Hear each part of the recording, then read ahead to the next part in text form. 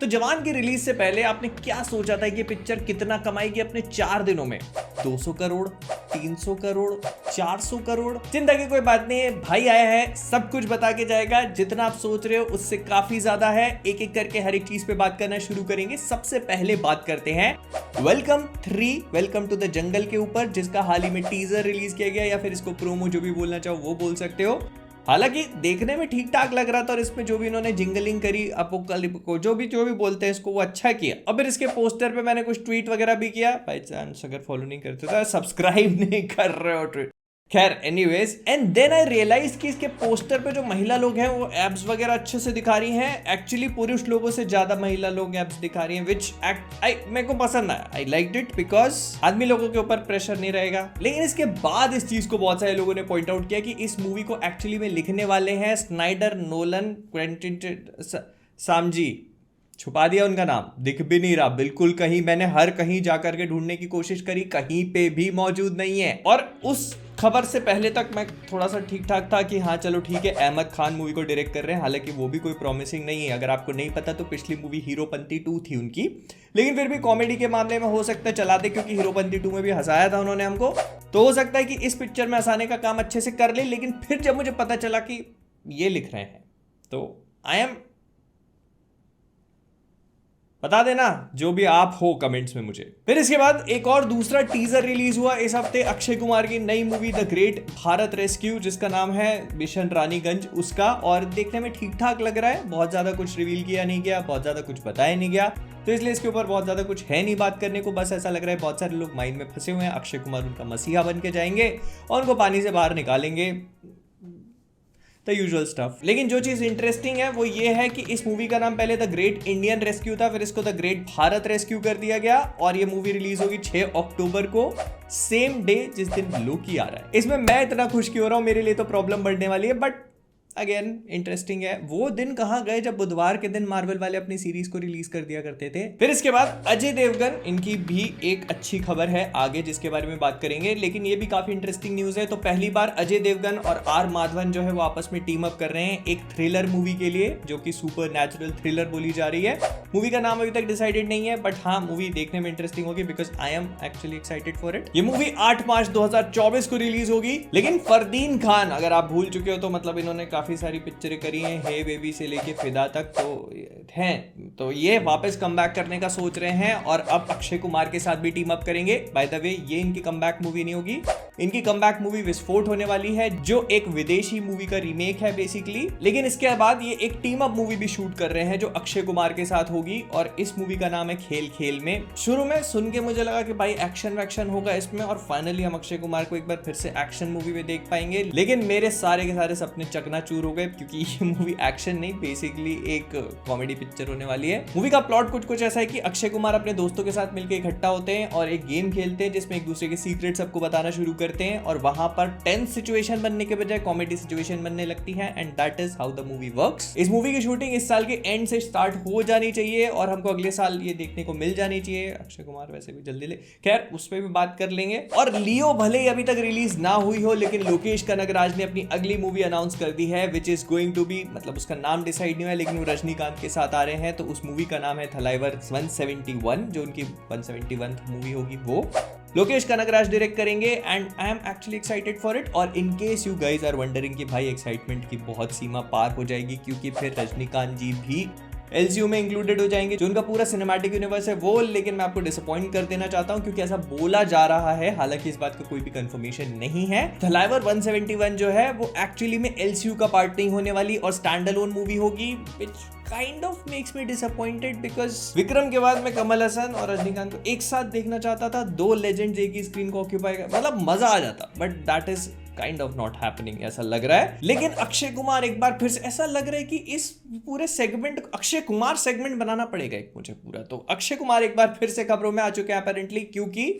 इतनी सारी सीक्वल्स के चलते आवारा पागल दीवाना 2 का सीक्वल भी अनाउंस कर दिया गया है। हालांकि इसके ऊपर अभी कोई काम शुरू नहीं हुआ है, मूवी की स्क्रिप्टिंग से लेकर कुछ भी फाइनलाइज नहीं है। लेकिन एक चीज को फाइनलाइज कर दिया गया है, और वो है अक्षय कुमार, भूषण कुमार और फिरोज नडियादवाला एक साथ मिलकर के बना रहे हैं इस पिक्चर को, और उन्होंने अक्षय कुमार को कंफर्म कर दिया है और बोला है कि काफी अच्छे लेवल पे बनाने की कोशिश करेंगे इस पिक्चर को। लेकिन इसके भी अलावा वो इसके कॉमेडी एलिमेंट्स को भी जीरो इन करने का पूरा ट्राई कर रहे हैं और अक्षय कुमार फाइनलाइज्ड है, उसके अलावा अभी तक कोई भी फाइनलाइज नहीं किया है। So let's see what happens. इसका फर्स्ट पार्ट जो आया था मुझे अभी भी याद है, काफी मस्त लगती है। गुरु गुलाब कतरी चाय पिलाने ले चलता हूँ, नहीं जाने का। बट इसी के साथ ब्रह्मास्त्र 2 और 3 काइंड ऑफ अनाउंसमेंट तो क्या पहले भी अनाउंस हो चुके थे, लेकिन इस बार और भी उसके ऊपर डिटेल्स मिली है हमको। थोड़ा सा कॉन्सेप्ट आर्ट रिलीज किया गया ब्रह्मास्त्र के 1 साल पूरा होने पर। अयान मुखर्जी ने खुद इसको पोस्ट किया और उन्हें बताया कि 2 और 3 पे काम चल रहा है। ऐसा मत सोच लेना कि मूवी डेवलपमेंटल हेल में चली गई है। और कंसेप्ट आर्ट जो है वो देखने में काफी ज्यादा गॉर्जियस है। इनफैक्ट इससे हम कुछ चीजों का आइडिया लगा सकते हैं। अगर आप थोड़ी बहुत चीजों को ध्यान से देखना शुरू करोगे तो आपको रियलाइज हो जाएगा कि पूरा का पूरा कॉन्सेप्ट आर्ट जो है वो देव और अमृता के कैरेक्टर्स पे फोकस करता है। तो इससे हम ये आइडिया लगा सकते हैं कि पार्ट 2 उन्हीं के ऊपर काम करने वाला है, मतलब उन्हीं की कहानी पे बेस्ड होगा। Excited for it very much. और जितना मैं इन आर्ट को देखकर खुश हुआ उतना ही ज्यादा दुखी इसके खत्म होने पर हुआ, क्योंकि मुझे रियलाइजेशन हुआ कि ये मूवी कब रिलीज होने वाली है। आई मीन ब्रह्मास्त्र 2 2026 में रिलीज होगी और 2027 में इसका third part. We are very much far away from that. तो इसीलिए ना हमारे पास अभी कोई कास्टिंग अनाउंसमेंट है, ना ही इसके अलावा कुछ और। तो फिलहाल के लिए सिर्फ आर्ट से काम चलाना पड़ेगा।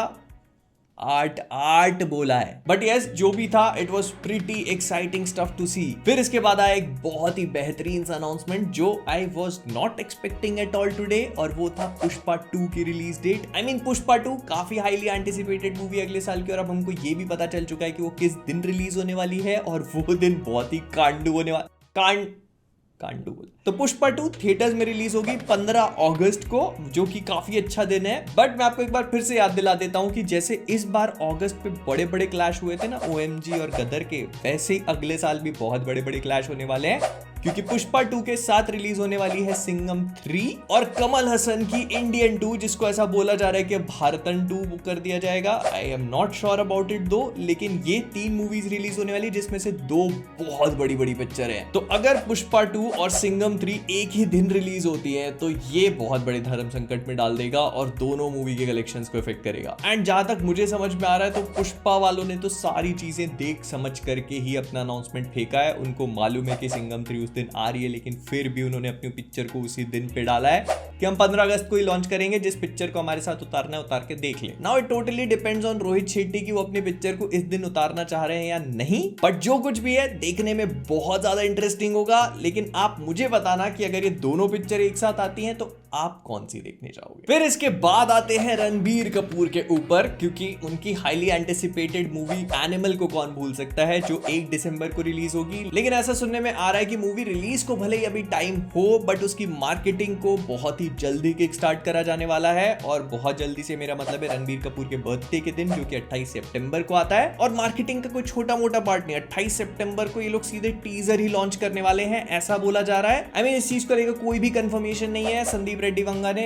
एपरेंटली एक टीजर बना लिया है, जिसका रफ कट पोस्ट प्रोडक्शन के लिए भेजा गया है। अगर वो सही तरीके से पोस्ट प्रोड्यूस हो जाता है तो उसको रिलीज कर दिया जाएगा, बट इफ नॉट देन फिर ये कोई मोशन पोस्टर या फिर पोस्टर टाइप की चीज को लॉन्च करेंगे उनके बर्थडे वाले दिन। लेकिन 28 सितंबर को एनिमल का कुछ ना कुछ आने वाला है, तो be ready. And speaking of Sandeep Reddy Vanga, तो उनकी एनिमल के बाद वो थोड़ा सा ब्रेक लेंगे और अगली पिक्चर की तरफ बहुत ही जल्दी मूव ऑन कर जाएंगे, जो कि प्रभास के साथ आने वाली है। उसका नाम होगा स्पिरिट, और प्रोबेबली जून 2024 से उस पे काम शुरू कर दिया जाएगा।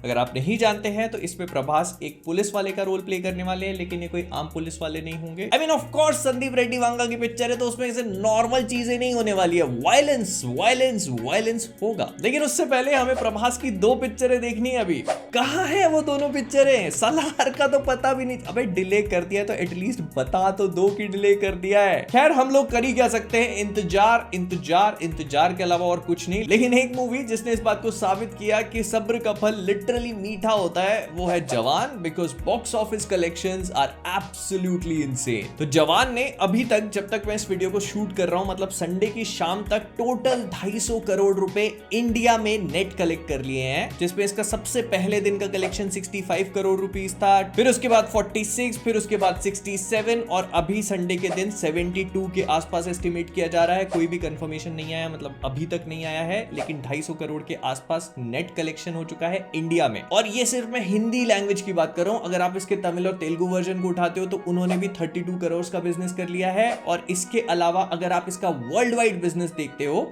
तो ये मूवी अभी तक 500 करोड़ रुपए पार कर चुकी है। और इससे अगर आप एसआरके की ही दूसरी मूवी पठान से कंपेयर करने जाते हो तो इसने पठान के भी रिकॉर्ड्स तोड़ दिए हैं। पठान वेंसडे को रिलीज होके 55 करोड़ पे ओपन हुई थी, वेराज जवान जो है वो 65 पे ओपन हुई है। और पठान के टोटल 4 डे के कलेक्शंस 213 करोड़ के आसपास थे, वहीं पर जवान जो है वो 250 करोड़ ऑलरेडी कर चुकी है। और जिस तरह से पठान ने सारे रिकॉर्ड्स तोड़े थे, मुझे ये बात बताने की भी जरूरत नहीं कि जवान ऑलरेडी उस ट्रैक पर इनफैक्ट उससे बहुत आगे चल रही है और उन रिकॉर्ड्स को बहुत ही आसानी से स्मैश कर देगी अगर इसी तरह चलती रही तो with that being said, flick the news के इस वाले एपिसोड को हम यहीं पर रैप अप करेंगे। अगर पसंद आया तो लाइक कर देना, शेयर कर देना, लेकिन उससे भी ज्यादा मैं जानना चाहता हूं आपके ओपिनियंस एंड थॉट्स। वो सारी चीजें मुझे कमेंट्स बताना मत भूलना कि आपको क्या लगता है, क्या नहीं लगता।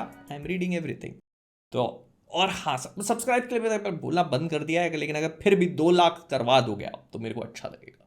तो जाने से पहले फ्लिक पर से मैं हूं मोहित और आप सभी लोग एज ऑलवेज सलार के बारे में अगर कोई देखना है जानने वाला तो प्लीज हमको कोई जवाब दे ही दो।